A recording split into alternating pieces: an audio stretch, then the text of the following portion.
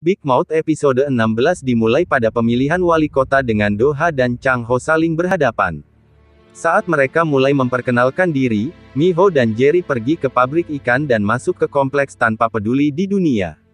Jelas, perkelahian terjadi, dan mereka menangkap pria yang bertanggung jawab atas peternakan ikan. Sementara itu, Chang-ho menyadari bahwa perdebatan juga dicurangi. Mi-ho tidak bercanda, mengancam pria yang bertanggung jawab dengan air dari pertanian dan menyuruhnya menumpahkan kacang. Sementara itu, Do-ha mengungkit kasus cryptocurrency dan bertanya kepada Chang-ho apakah dia akan keluar dari perlombaan pemilihan jika klaim itu terbukti benar. Ada kilauan di matanya, dan kita semua tahu apa artinya itu. Namun, di balik layar perdebatan, Chae-bong khawatir tentang peternakan ikan yang terjebak dalam sakit kepala ini dan bergegas keluar untuk menemukan cara untuk menghentikan para penyusup dari menyebabkan lebih banyak kerusakan. Pada debat tersebut, Chang-ho tidak menghentikan dirinya untuk mengeluarkan hal-hal yang paling tidak nyaman untuk membuat Do-ha menggeliat di kursinya, bahkan membesarkan NF9 dan kakeknya. Do-ha terlihat tidak nyaman dan kesal dan sepertinya dia membutuhkan waktu sejenak untuk mendapatkan kembali ketenangannya.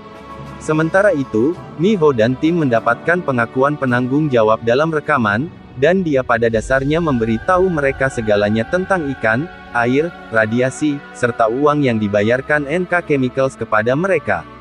Selanjutnya, mereka mengumpulkan apa saja dan segala sesuatu dari pertanian yang dapat digunakan sebagai bukti.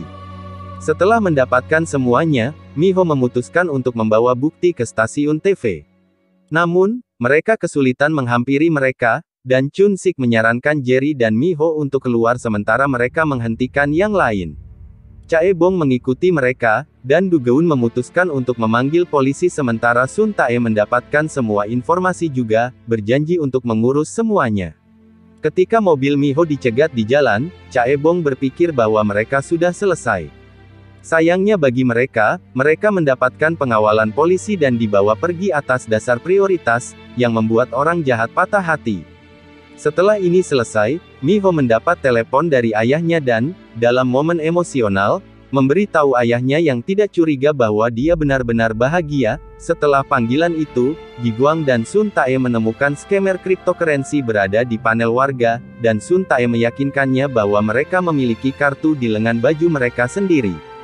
Ketika warga mulai menanyai para kandidat, penipu itu naik lebih dulu dan mulai berbicara dengan dan menuduh Chang-ho.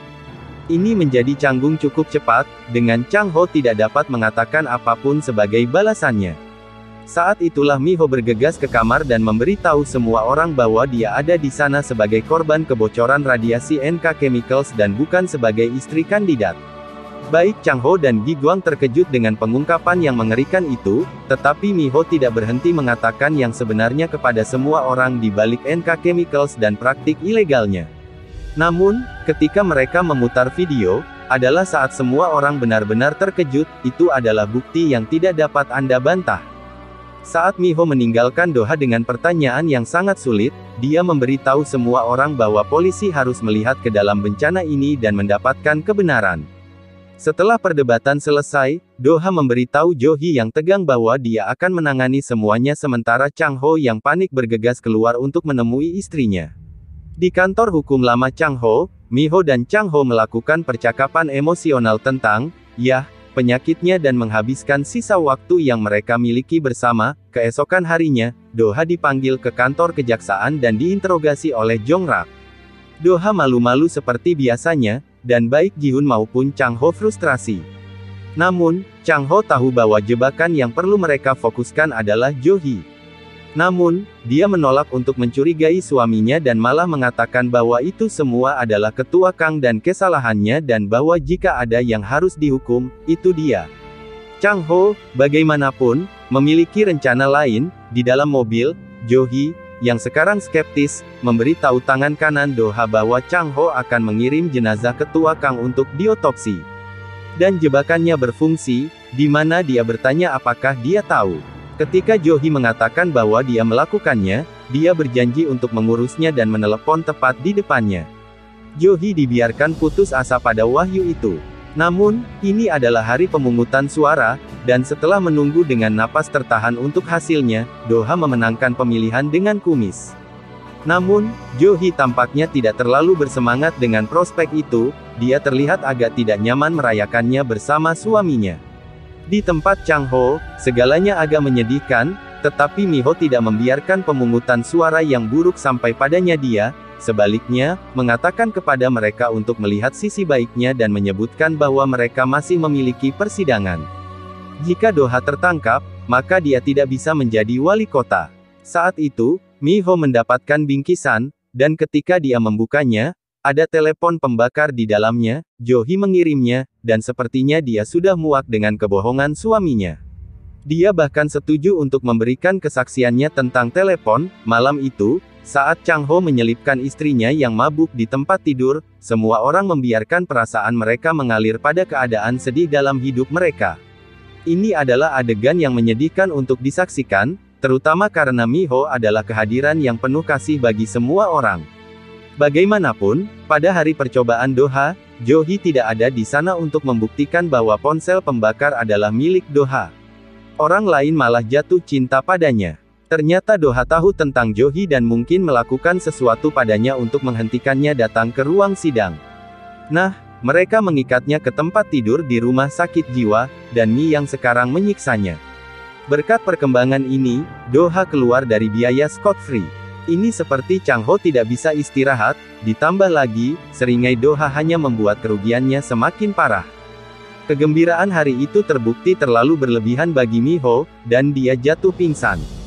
Sayangnya, setelah mengatakan bahwa mereka saling mencintai di rumah sakit, Mi Ho meninggal sambil memegang tangan Chang Ho.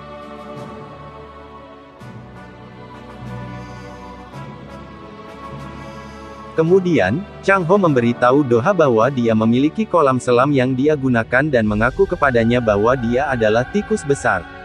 Ketika Do Ha mulai membual tentang kekuatannya dan bahwa dia tidak peduli menginjak orang lain untuk mendapatkan apa yang dia inginkan, Chang Ho menyebutkan bahwa pengakuan itu menghilangkan rasa bersalah yang seharusnya dia rasakan.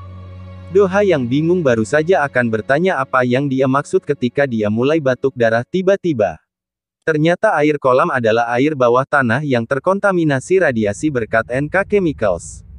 Sebelum pergi, Chang Ho mengatakan kepadanya bahwa hukum dibuat untuk melindungi orang, tetapi Do Ha berpikir bahwa dia berada di atas hukum. Saat Do Ha jatuh ke air, sekarat karena keracunan radiasi, kita mengetahui bahwa Chang Ho mampu mengakhiri pemerintahan teror sekali dan untuk selamanya.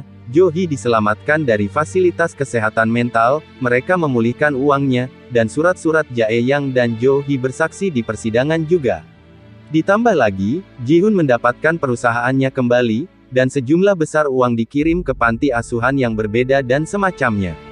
Ini adalah kemenangan menyeluruh untuk Big Mouse. Chang Ho, bagaimanapun, hanya mengingat kata-kata istrinya, bahwa dia harus menjadi tikus besar yang baik, seseorang yang membantu orang lain yang membutuhkan. Dan dia memiliki banyak pekerjaan yang perlu dia lakukan untuk menjaga keinginan istrinya.